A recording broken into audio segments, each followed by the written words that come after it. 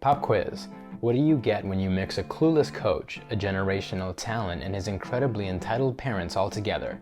No, it's not a Ted Lasso and One Tree Hill crossover episode. It's the U.S. soccer soap opera of 2023. On January 3rd of the new year, U.S. Soccer revealed their ongoing investigation of former coach Gregg Berhalter after he admitted to a domestic violence incident involving his wife more than 30 years ago. So why all of this now? It turns out Gio Reyna, mother of Gio Reyna and wife of Gregg's former best friend Claudio Reyna, was the one who set this all in motion.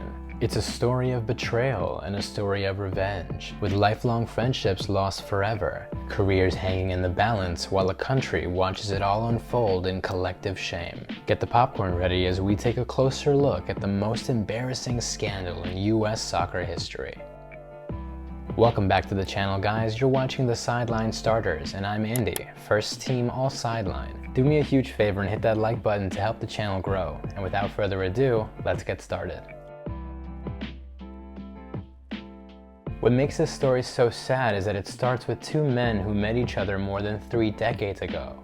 Gregg Berhalter and Claudio Reyna grew up in the state of New Jersey, where they played youth soccer together at St. Benedict's Prep. Claudio would go on to play soccer at the University of Virginia, where he won 3 consecutive NCAA tournaments. Berhalter, on the other hand, would go on to play college soccer at North Carolina, where he began dating future wife Rosalind Santana. Rosalind was a footballer in her own right and was best friends with roommate and teammate Danielle Egan. Danielle would become somewhat of a celebrity on campus, as she was part of North Carolina's 3 consecutive NCAA titles in the early 90s, winning alongside the iconic trailblazer Mia Hamm. By 1993, Gregg and Claudio were best friends, and so were Rosalind and Danielle, but it wouldn't be until the summer of '94 that all 4 of their paths would intersect. Just before the U.S. would embark on hosting the 1994 World Cup, the men's and women's national teams were invited to stay at the Holiday Inn in Laguna Beach, California. Claudio and Danielle remember meeting in the hotel lobby, with Reyna's Riz pulling off the most American pickup line of all time. Reyna asked his future wife, "Do you like pizza?" The two national champions started dating shortly after. The two pairs would each get married towards the end of the decade. Fast forward to November 13, 2002 for the birth of second son Giovanni Reyna. As the mid-2000s saw new fathers, Claudio and Gregg enter the prime of their playing careers. Claudio would go on to play for Manchester City until 2007 and retired in 2008 after 1 season with the New York Red Bulls.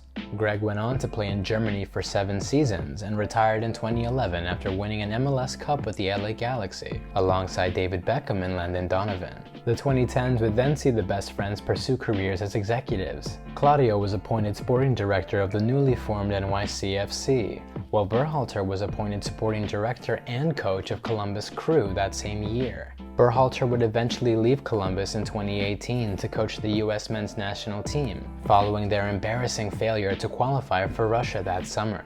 Thankfully, he qualified us for the next World Cup, which finally brings us to 2022, the year everything changed. By 2022, Gio Reyna had already grown into arguably the most talented player in the entire country. He was just 19 years old heading into Qatar. The 6'1" attacking midfielder had inherited incredible technical ability from his father and the pace and acceleration of his mother. Gio had made a name for himself as the youngest American to ever start in the Bundesliga, the 3rd youngest player to ever play in the Champions League, and was crowned the 2020 U.S. Soccer Young Player of the Year. But Gio would also see several injuries threaten to derail his career, with a muscle injury causing him to miss a majority of the 2021 season. But thankfully he was able to return in October, just in time for the World Cup.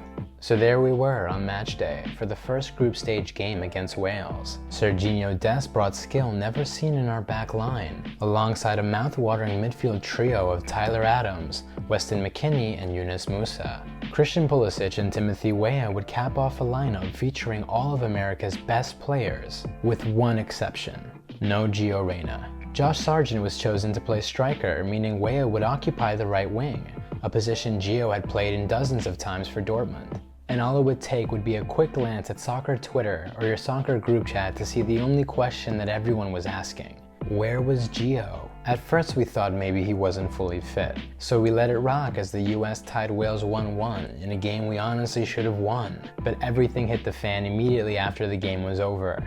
When asked about Gio's absence, Berhalter told the press, "You could see there was a little bit of tightness." Minutes later, Gio told the press himself, "I felt good, I felt ready to go, but it was just his decision."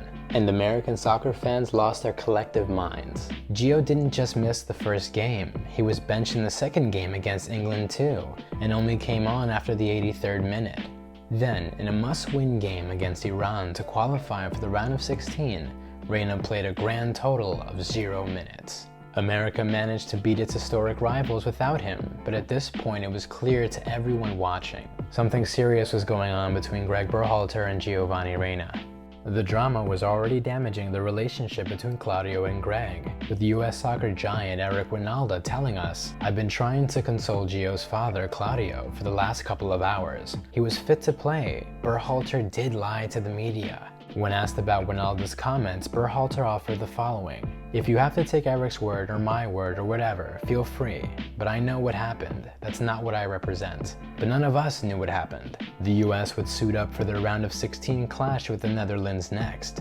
And that's where our World Cup journey came to an implosive end. The Americans were outcoached and outplayed, with Berhalter's naive attacking approach exploited by Van Gaal's clinical counterattack. And if anyone felt a way about me calling Berhalter clueless at the beginning of this video, this part's for you. The fact that we actually committed numbers forward and attempted to play possession-based football against a team as technically sound as the Netherlands is the only evidence you'll ever need to see Berhalter's limitations as a coach. And what did Gregg do down 2-0 at halftime? You guessed it. He asked the player he'd only given 7 minutes to the entire tournament to help bail him out.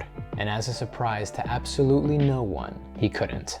We lost 3-1 with Dumfries putting the nail in our World Cup coffin. And even though the World Cup was over, the scandal was just beginning. 3 days after crashing out of the round of 16, Berhalter attended the Institute for Society's Summit on Moral Leadership in New York. Gregg spoke cryptically, discussing a player that was clearly not meeting expectations on and off the field. Berhalter elaborated that it was one of 26 players, so it stood out. "We were ready to book a plane to get home, that's how extreme it was." Gregg would later express that he believed he was speaking off the record, but it was too late, the damage was done. Despite never mentioning a name, the entire soccer world knew that he was talking about Gio Reyna. Our suspicions were confirmed when Gio released the following statement on his personal Instagram. "I am disappointed that there is continuing coverage of this matter. Coach Berhalter has always said that issues that arise with the team will stay in-house." Gio would continue to elaborate on the situation in detail. "Just before the World Cup, Coach Berhalter told me that my role at the tournament would be very limited. I was devastated." Gio expressed remorse, adding, "And I fully acknowledge that I let my emotions get the best of me and infect my training. I apologized to my teammates and coach for this, and I was told I was forgiven." So clearly Gio messed up, but let's put this all into perspective. On one hand, you have a kid trying to recover in time to rep his country for a World Cup that starts 2 days before his 20th birthday. His coach then tells him, arguably the most talented player on the entire roster, that his role will be limited. A coach that's aware of his talent more than anyone else. A coach that's seen him play since he was a toddler. The same coach that then threw him under the bus in a room full of strangers at a summit about leadership when he was airing out dirty laundry that should have stayed in-house. I don't know, man, that's just my take. Let me know what you think in the comment section below. Yes, Gio acted immaturely, but maybe that's slightly understandable given, the fact that Gio isn't mature yet because he's a kid. At the very least, it's much more understandable than a 49-year-old man expecting a room full of journalists to not report on the one thing that anyone cared about for the entire month. I also imagine it's hard for Gio not to take it personally when Berhalter has known him his entire life, which brings us to someone who did take it personally.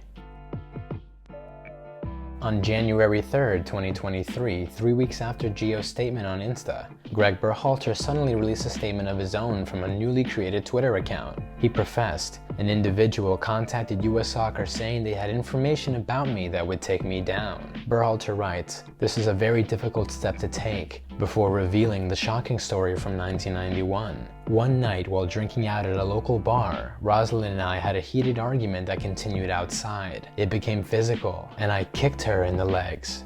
Berhalter concluded his statement detailing the lengths he went to right his wrongs, including self-imposed counseling, as well as extensive conversations with members of Rosalind's family and friends. And one of those friends was Gio Reyna, a witness to Rosalind's trauma all those years ago. On January 4th, the day after Gregg's statement, Danielle confessed to being the mystery individual. She detailed her communication with U.S. Soccer sporting director and lifelong friend Ernie Stewart. I told Ernie that I thought it was especially unfair that Gio was still being dragged through the mud when Gregg had asked for and received forgiveness for doing something so much worse at the same age. She continued, "Many people were trashing Gio on social media due to Gregg's comments. I just wanted Ernie to help make sure that there would be no further unwarranted attacks on my son." Danielle made sure to emphasize that she never asked for Gregg to be fired and never blackmailed him either. But telling someone else's boss about a domestic violence incident is as good as a pink slip itself. And actions that result in a mother of 4 children reliving trauma from over 30 years ago isn't blackmail. It's worse. I already said I wasn't a fan of how Berhalter handled the whole Reyna situation, but Gregg's lack of leadership and misguided coaching practices pale in comparison to the vindictive, toxic, and unbecoming behavior from a family once hailed as American soccer royalty. Gio Reyna is unfortunately the product of a soccer culture that breeds entitlement from the ground up, where soccer moms want a say in everything, and who knows how Gio's teammates will receive him the next time the national team gets together. US soccer will move on from Gregg Berhalter, and I'd be stunned to ever see him coach at a high level again. Instead, he'll be tending to the wounds of a woman he hurt 30 years ago, a woman who was betrayed by her best friend who used her most sensitive story against her, a story that was hers to tell, and hers alone. The Berhalter-Reyna episode is without a doubt the most embarrassing scandal in US soccer history, and in times like these I can't help but wonder, what would Grant Wahl think if he had to report on a story so beneath him, on a story so beneath the beautiful game? And sadly, the more I sit here and think about it, the more I tell myself that a part of me is actually glad that he wasn't here to see this. And that's all I got for today, guys. As always, I'm Andy, first team all sideline. Don't forget to comment, subscribe, and smash that like button to see more video essays like these. Till next time, everyone.